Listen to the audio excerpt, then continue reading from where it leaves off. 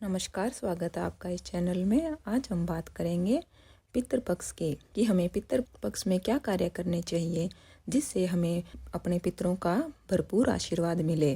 कुछ लोग पितृपक्ष को नहीं मानते। जब कोई व्यक्ति कामयाब होता है तो उसके ऊपर पूरे परिवार का, उसके पितृजनों का, उसके बड़े बुजुर्गों का आशीर्वाद होता है, तभी उसे कामयाबी मिलती है। यह एक प्रकार का ऋण होता है जो हर व्यक्ति को चुकाना पड़ता है। हम जिस घर में रहते हैं, जो गाड़ी हम यूज़ करते हैं या जो भी सामान हम यूज़ करते हैं, उसका हमें टैक्स देना पड़ता है। तो इसीलिए यह भी एक प्रकार का टैक्स ही है जो हमें इस जन्म में नहीं तो फिर कभी अगले जन्म में ज़रूर चुकाना पड़ेगा। ये जो 15 दिनों का समय होता है, यह जीवन बदलने वाला समय होता है। इसमें हमारा जीवन परिवर्तित हो सकता है। लेकिन अगर इसी काल में हम कुछ गलतियां करते हैं तो अगर पहले से ही पितृदोष हो तो वो और बढ़ जाता है।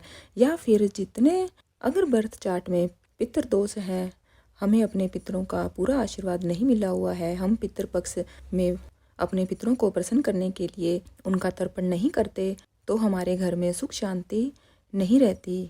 बहुत मेहनत करने के बाद भी घर में बरकत नहीं होती। अगर बच्चे शादी के लायक हैं तो उनकी शादी नहीं होती। अगर आप नौकरी करते हैं तो उसमें बरकत नहीं होती। घर में हमेशा एक उदासी भरा वातावरण होना, बच्चों को कामयाबी नहीं मिलती।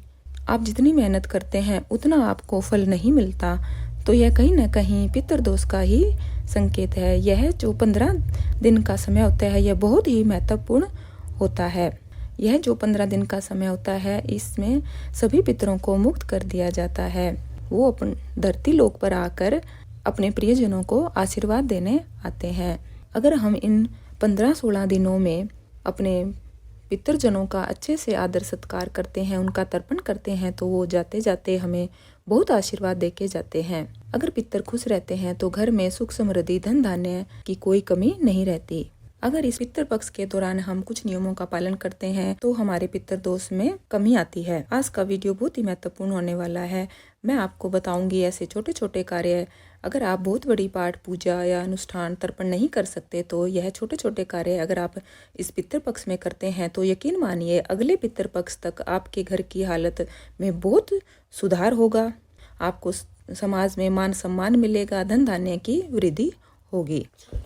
कुछ घरों में होता है कि पितृपक्ष जब आता है तो सिर्फ घर के बड़े ही इस पितृ कार्य में भाग लेते हैं, लेकिन ऐसा नहीं होना। जब पितृपक्ष लगता है तो घर के बच्चे बूढ़े सभी पर यह दोष आता है। जब भी आप पितृपक्ष में सुबह का खाना बनाओ तब सबसे पहले पितरों के लिए आप खाने को अलग निकालो, और घर में कोई अगर बच्चा भी है तो उसे भी कहो कि वो अपने पितरों के लिए प्रार्थना करे। जब आप इसे पक्षियों को, कौवों को डालने के लिए छत पर जाओ तब छोटे बच्चे को साथ लेकर जाओ। अगर पॉसिबल नहीं है, बच्चे वो छोटे हैं, स्कूल जाते हैं, तो जो खाना आप निकालते हो तब अपने बच्चे को कहो कि उस खाने को देखकर 2 मिनट अपने पितरों के लिए प्रार्थना करें। अगला कार्य जो मैं आपको बता रही हूँ वह बहुत ही जरूरी है। इन 15 दिनों में आपको एक आटे का दीपक लेना है और वो हर शाम को दक्षिण दिशा में अपने पितरों के नाम से जलाना है और सभी घर के सदस्यों को वहां पर प्रार्थना करनी है। प्रार्थना में आप बोलोगे कि हमसे जो भी जाने अनजाने में भूल हुई है उसकी हम क्षमा प्रार्थना करते हैं, उसके लिए माफ़ी मांगते हैं।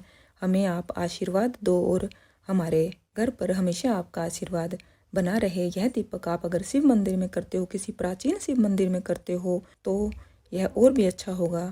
अगर आप शिव मंदिर में नहीं कर सको तो घर पर यह दीपक जरूर जलाएं और रोज़ सुबह सूर्य को जल दें। इस जल में आप एक तांबे का लोटा लें, गंगा जल डालें और काले तिल डालें, फूल डालें और दक्षिण दिशा की तरफ मुँह करके आप यह जल सूर्य भगवान को दें। और पितृपक्ष में जब भी आप दरवाज़ा खोलो तो पानी में थोड़ा गंगा जल मिलाकर दरवाजे पर जरूर पानी डालना है। इससे आपके पितृ बहुत प्रसन्न होते हैं।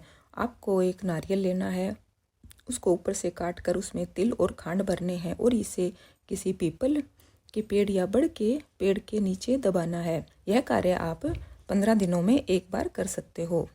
यह कार्य आप हर महीने करो। अगर आप यह लगातार 7 दिन तक करते हो, 7 नारियल पीपल के पेड़ या बड़ के पेड़ की जड़ में दबाते हो, तो इससे आपको बहुत ही अच्छे परिणाम मिलेंगे।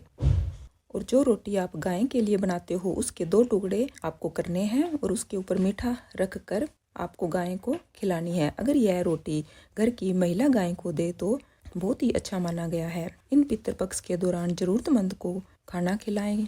अगर किसी को दवाइयों की ज़रूरत हो तो आप दवाइयों का दान अवश्य करें।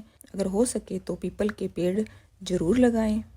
अगर किसी के घर में पितृदोष है तो उसके ऊपर तंत्र मंत्र की क्रियाएं होने की संभावना ज़्यादा बढ़ जाती है। घर में वंश वृद्धि नहीं होती।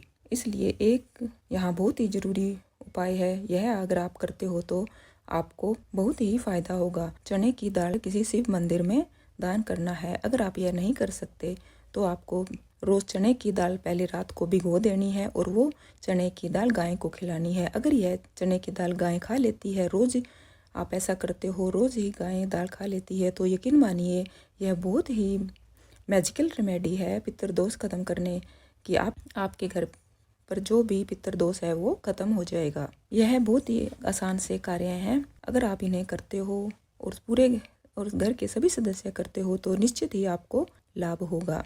अगर वीडियो अच्छी लगी है तो प्लीज़ लाइक करें, शेयर करें और अपने पितरों के लिए कमेंट बॉक्स में ओम शांति लिखना मत भूलिए। धन्यवाद।